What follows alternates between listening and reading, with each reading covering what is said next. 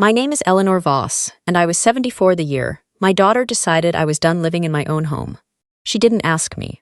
She told me the way you tell someone the weather has changed and they should bring a coat. Matter of fact, already decided. The details handled before the conversation happened. "Mom," she said, on a Tuesday evening in March, sitting across from me at my own kitchen table, with her hands folded, and her voice in the register she used for difficult conversations she had already resolved. "We found a place. It's beautiful. Ocean views, activities every afternoon, a dining room that gets excellent reviews. You're going to love it." "We," she said, as if this had been a collaborative decision. The "we" was my daughter Sandra and her husband Paul, who had been looking at my house the way people look at an inheritance they haven't received yet for the better part of 3 years. I live in Coconut Grove.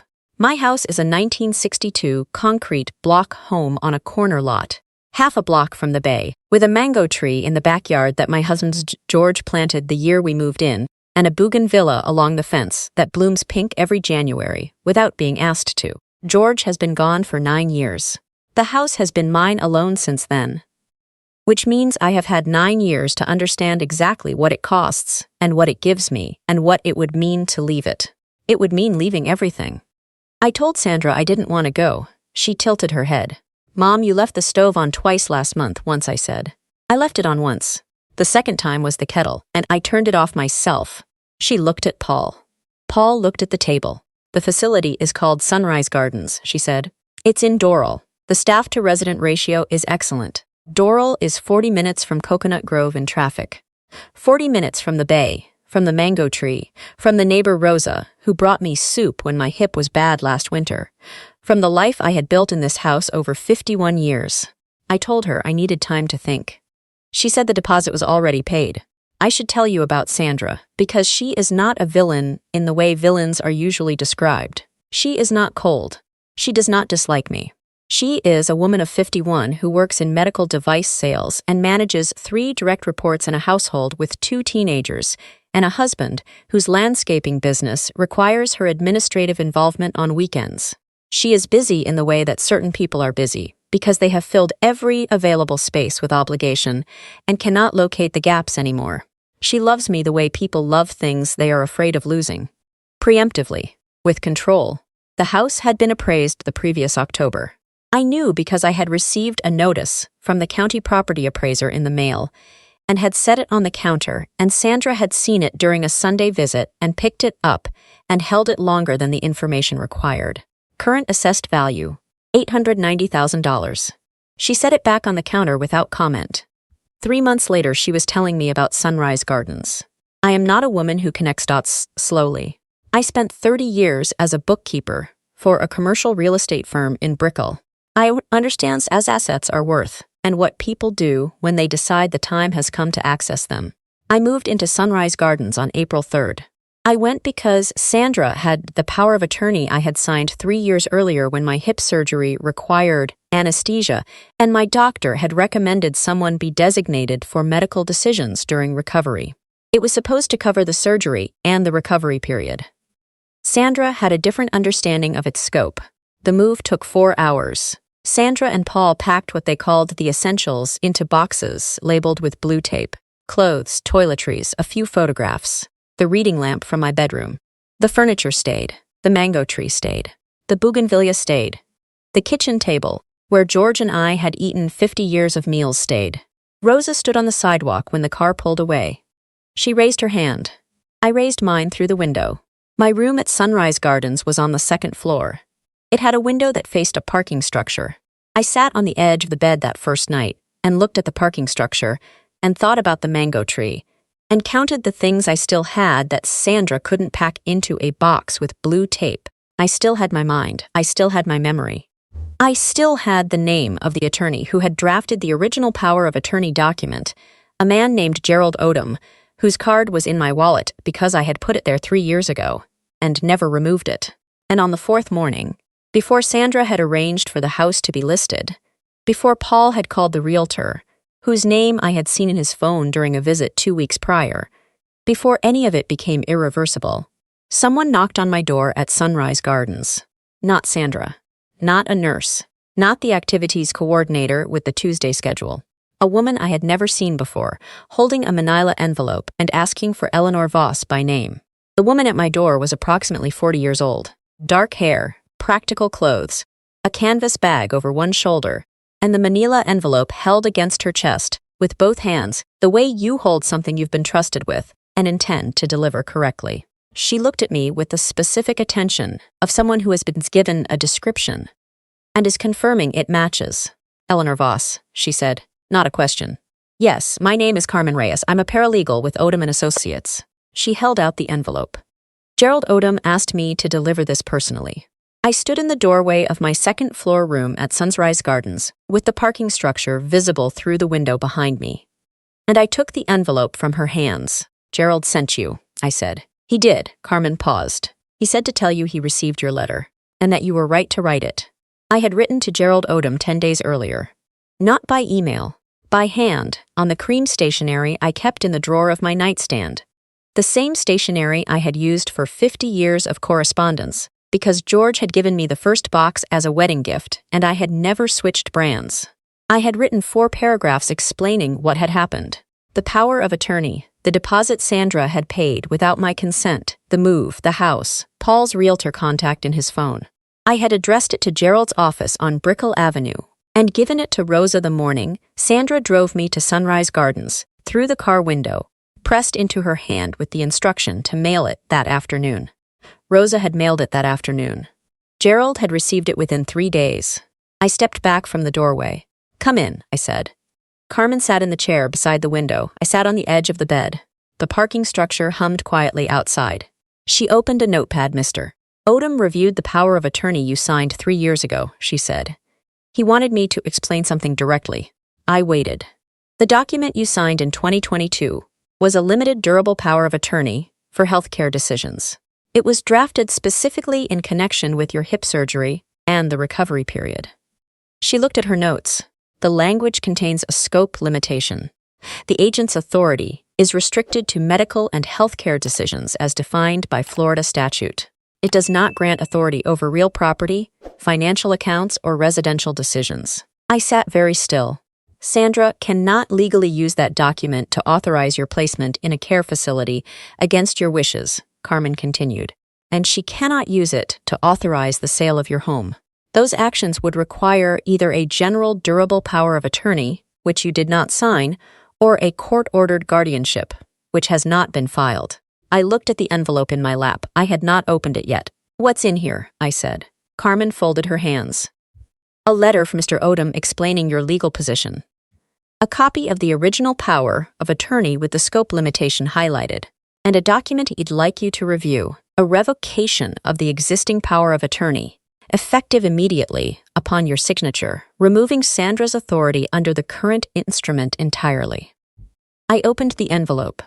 Gerald's letter was 2 pages, single-spaced, the precise measured language of a man who had been practicing elder law for 30 years and understood that clarity was a form of kindness. He confirmed everything Carmen had said. The power of attorney was limited. Sandra had exceeded its scope. The house could not be legally listed without my consent or a court order. The deposit she had paid to Sunrise Gardens did not constitute legal authorization for my placement. I was here voluntarily, whether Sandra had framed it that way or not, which meant I could leave. I read the revocation document. 1 page, straightforward. My signature, notarized, would terminate Sandra's authority under the 2022 instrument, effective immediately. Carmen reached into her canvas bag and produced a notary seal in a leather pouch. Mr. Odom anticipated you might want to execute it today, she said. I looked at the document, at the notary seal, at the parking structure outside the window. I thought about the mango tree. I picked up the pen Carmen offered. Do you need time to read it again? She asked. I read it once, I said. That was enough, I signed. Carmen notarized it, with the quiet efficiency of someone completing a task that matters. She tucked the executed copy into her bag and left the original with me. Before she stood to leave, she said one more thing. Mr. Odom wanted me to tell you something else. He said the house is still in your name. The deed hasn't moved. Nothing has been recorded. She paused. He said you have time, but not a lot of it. Sandra has an appointment with a realtor on Friday. It was Wednesday afternoon. I had 48 hours. I thanked Carmen. I walked her to the elevator. I went back to my room and sat at the small desk by the window and picked up my phone. I called Rosa first. Then I called Gerald.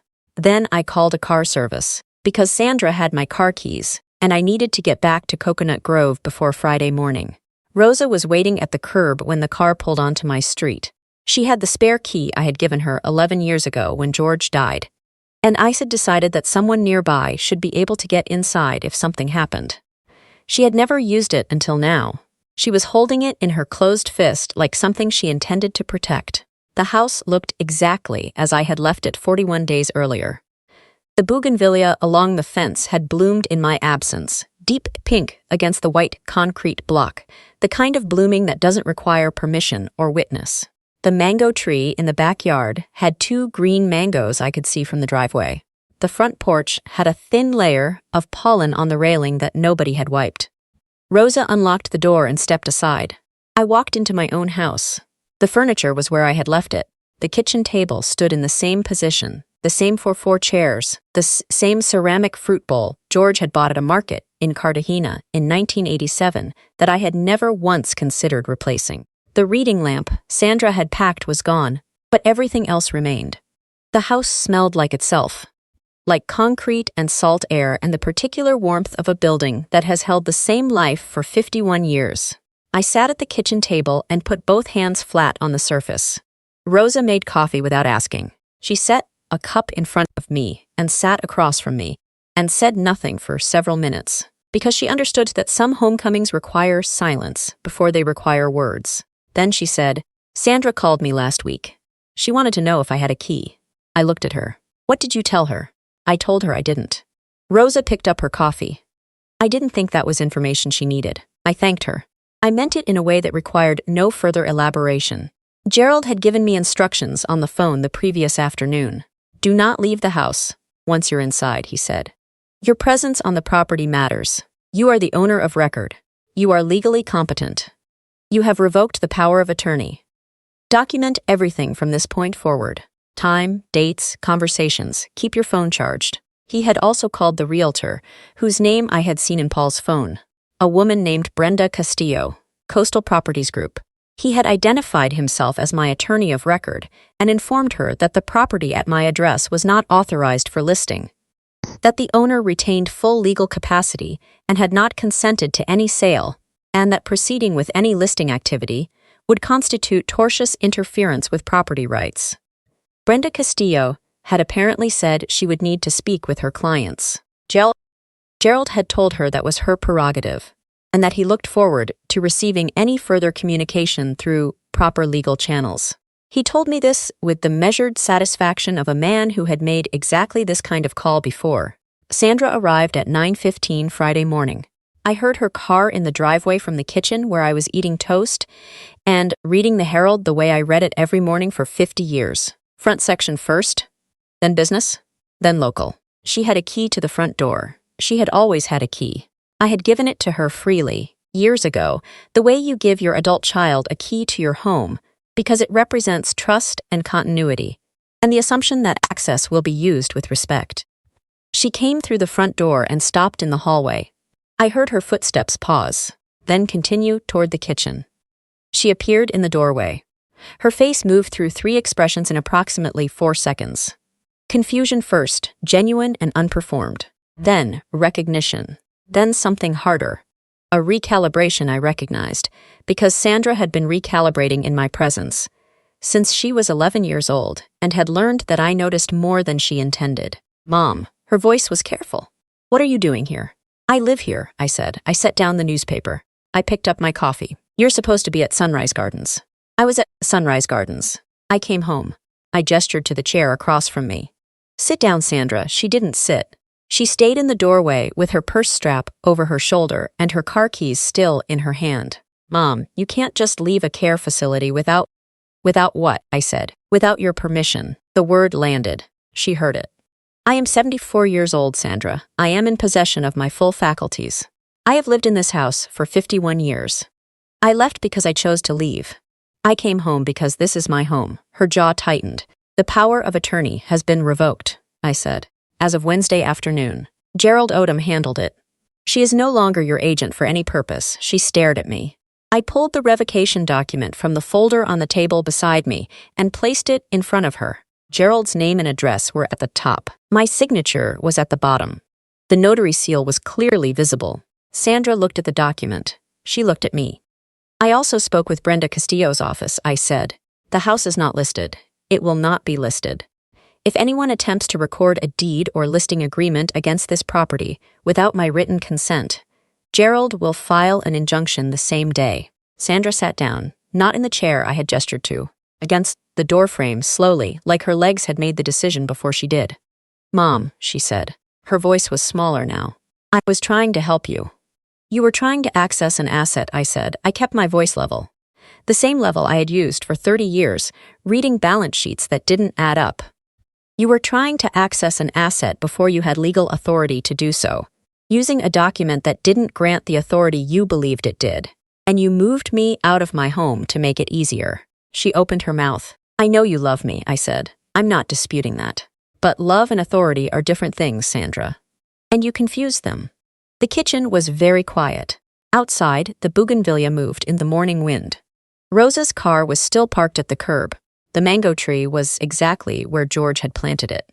I picked up my newspaper. Sandra stayed in the doorway for a long time, not speaking, not leaving, just sitting against the frame with her car keys in her lap and the revocation document on the table between us, like something neither of us wanted to be the first to look away from. Then she said it. I thought you were going to die in this house alone. I set down my coffee cup.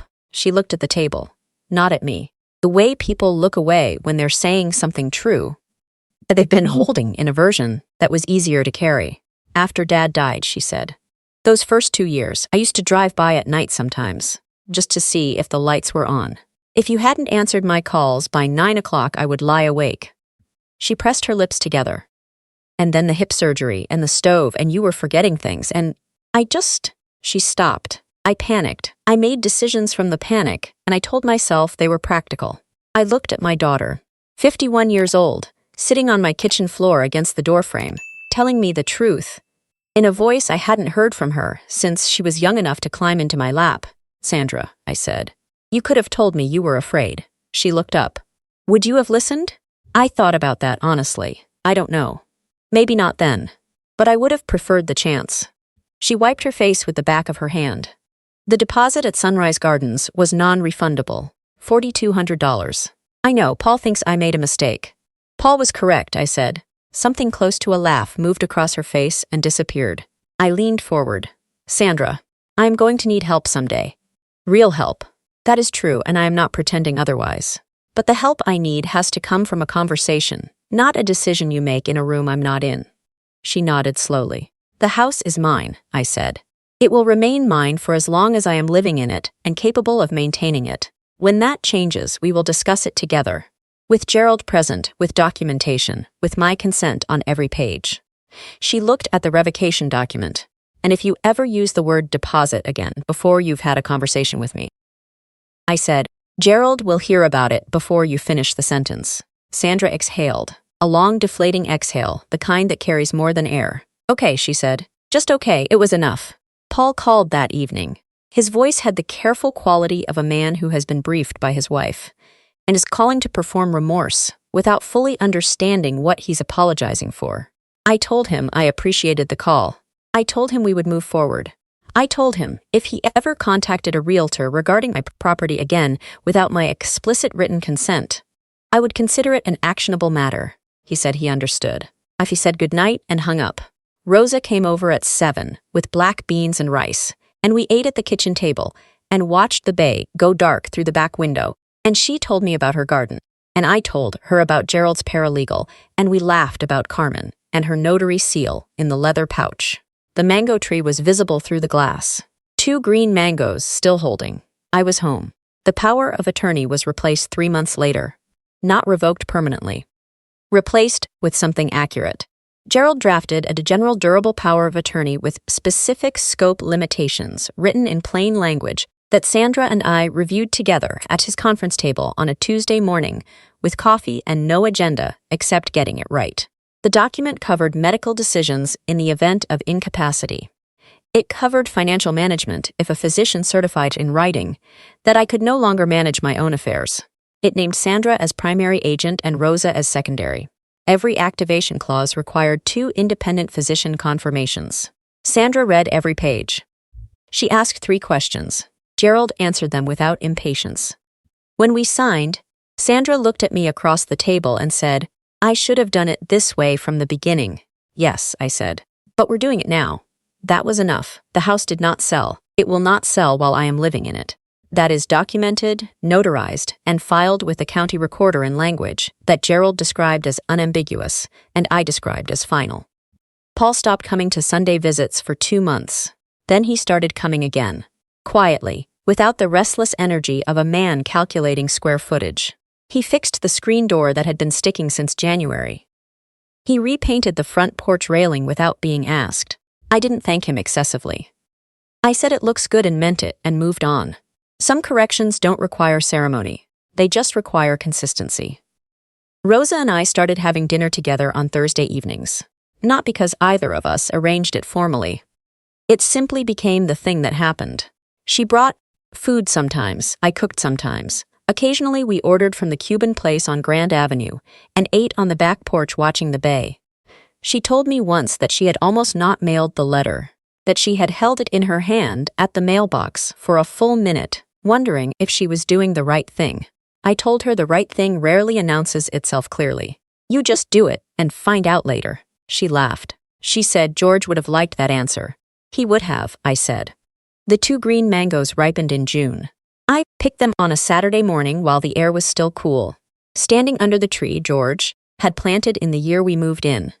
Holding fruit that had grown without my management or supervision or permission, the way most good things grow. I brought one to Rosa. I ate the other at the kitchen table, with salt the way my mother had taught me, the way I had eaten mangoes every summer of my adult life in this house. It was sweet and slightly fibrous and tasted exactly like itself. I am 74 years old. I live in my house in Coconut Grove, half a block from the bay, with a mango tree in the backyard and a Bougainvillea along the fence that blooms pink every January without being asked. I left Sunrise Gardens 41 days after I arrived. I have not gone back. I do not intend to. That's my story. 1 letter, 1 paralegal, and a mango tree that waited. If someone ever decided your future without your permission, you already know why 1 signature on the right document changes everything. Drop a comment, hit subscribe, and I'll see you in the next one.